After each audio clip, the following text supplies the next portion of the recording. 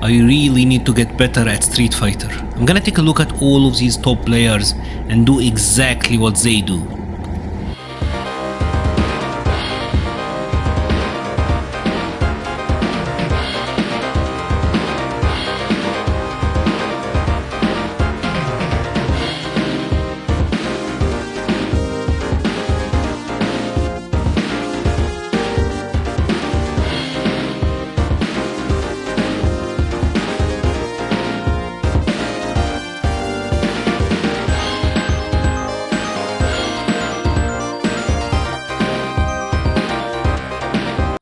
Neutral and footsies, the two most fancy words in the FGC, is what we all aspire to be really good at. We watch these high level players and this is what we're all trying to imitate. There are so many material online, guides, tutorials on how you can improve your neutral, how you can get better at footsies, and there is just so much into it. It's a bunch of abstract concepts pretty much, and I can sit here and talk to you about whiff punish, and this is how you get into your opponent range and then back walk out of it to make them whiff. I can even put on a suit and look as smart as possible. I can talk about footsies, neutral, whiff punish, and talk all these sweet words into your ears, but the fact is it does not matter because your opponent does not care. Neutral is a means to an end. You play neutral so that you can get a knockdown or be in an advantageous situation and then run your offense. That's it.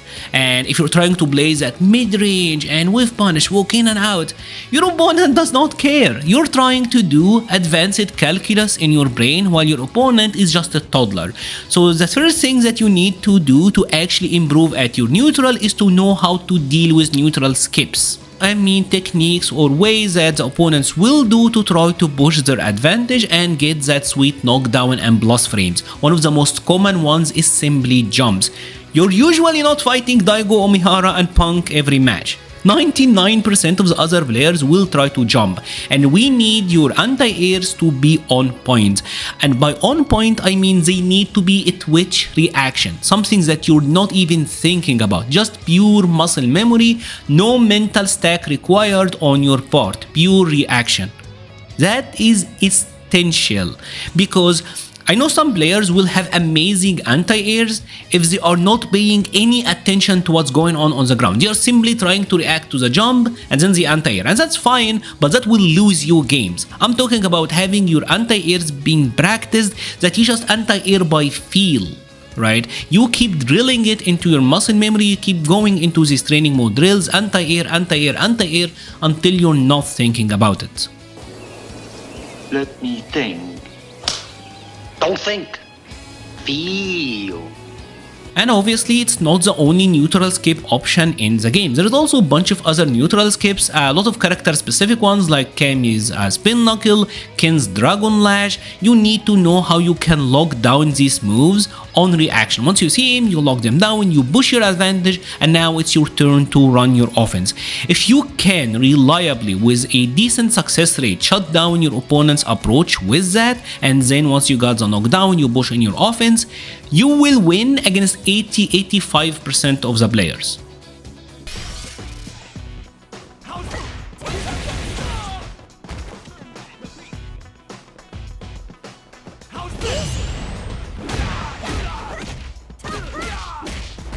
Street Fighter 6 by nature is a game that got a ton of approach options, a ton of options to look for in the neutral, so you're never really gonna be 100% ready for everything at all times. I know that's easy to get tunnel visioned into the individual techniques and really focus all your efforts into I'm gonna walk back and forth, I'm gonna look for...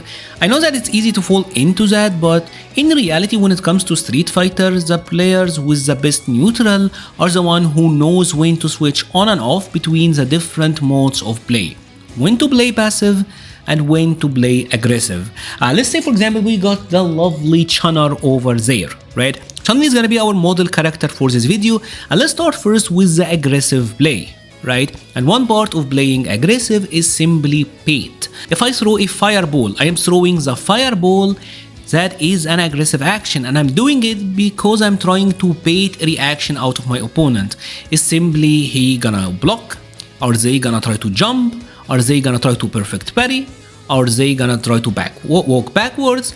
And depending on the reaction, I can make better educated guesses on what I can do next. If for example it's an opponent who is antsy, is gonna try to jump forward, I know that maybe then I can throw a fireball from further distance. They're gonna try to jump over it, I'm gonna get the anti-air. Right? Maybe they're playing more passive, they're gonna just wait it out.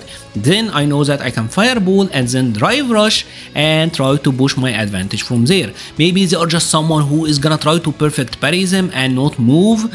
Well then, I know that they are an opponent who's capable of doing that, so I'm not gonna go for super aggressive actions.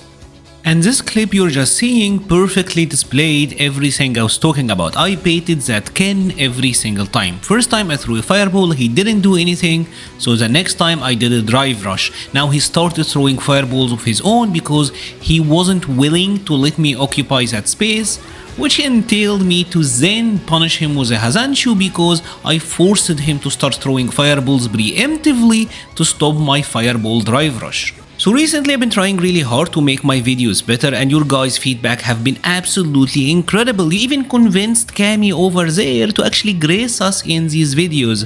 So thank you so much for that. If you like what you've seen but you're not subscribed yet, please consider subscribing and don't forget to turn on the notification bell. Enjoy the rest of your video. Another form of baiting an action from your opponent is simply walking into the range and showing them you are willing to occupy that space.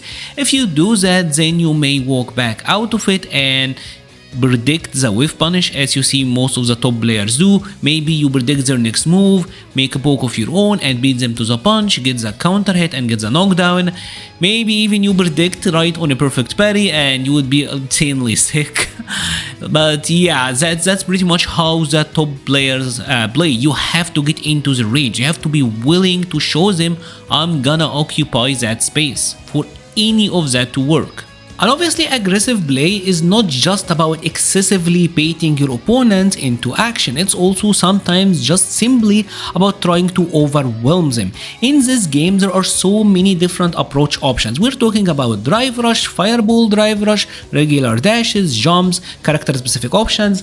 Chun-Li over there, she's not that amazing actually at overwhelming her opponent. Other characters like Cammy, like Ken, like Bison are so much better than her, but even her got a lot of options. If I showed my opponent that I am willing to get in through different methods, they're gonna have more to think about, and the more options that I present them with, the tougher it's gonna be for them to deal with all of that. And the simple strategy of alternating between the two different types of aggressive play can take you very far against the majority of the opponents. If you're Ken and you can just heavy kick or drive rush jab or dragon lash and that's all that you're doing from the mid range, that's gonna be really hard for the majority of the players to deal with. With all of that being said, Street Fighter is still a two-player game. You need to know how to deal with your opponent's aggressive approaches, and this is where playing passive come into the play. And by passive, I don't mean doing this. I don't mean sitting around not doing anything, because like I said multiple times, Street Fighter 6 is designed for the players to get overwhelmed by the number of options. So if you're trying to simply raw react to everything, you will likely get got. So it's not a viable strategy long term. What you need to do is to set up a list of priorities and predictions based on the previous actions and based on the current condition in the match. If I am in the neutral like that, right, I'm not really looking for a drive impact that much, because if I happen to block it, it's not a big deal. Jumps, I don't have to worry about them because my reactions are top notch and I got that Twitch muscle memory. So what I'm really looking for here is Ken maybe trying to roll drive rush and how I can deal with that depending on the distance. If he's a little bit further away, I can stuff it with a normal. If he's a little bit up closer, probably I'm gonna try to perfect parry. Maybe I got a big life lead on the Ken, so now I know that he's gonna try to play much more aggressive. He needs a big opening, so maybe he'll try to go for like a raw drive rush or like a crouching medium kick drive rush to force the mix up, and then I can set up my spacing so that his crouching medium kick will get whiff punished. If I am near the wall and the opponent got drive, I have to make sure that I'm thinking about drive impact so that I'm able to react to it, right? Playing passive is knowing what the opponent is likely looking for and being ready to deal with it. What's most important when it comes to Street Fighter in general, especially Street Fighter 6, is that if you made a decision, even if it didn't work out, it doesn't mean that it was a wrong decision, and don't dwell on it. If it didn't work, that's fine, that's still data. If I did a Fireball Drive Rush and I got perfect parried and punished, it's okay. I showed them that I'm willing to do it. If I jumped in and my jumping got anti-air, that's okay. I showed them that I'm willing to jump and now they are thinking about it. It's a constant dance, it's a constant cycle of guessing. And the best players are the ones that knows when to push the advantage, how to push the advantage, how to overrun the opponent. Really smart at training your opponent at like specific actions and then going for the punishes. Raw reactions, basic, neutral, everything is important, but what's more important is the intent. If you have enjoyed this video, please leave a like or a comment, it helps the channel so much. We'll be leaving a link to the Patreon, Discord, Twitter and Twitch pages in the description. Thank you so much for watching and stay safe.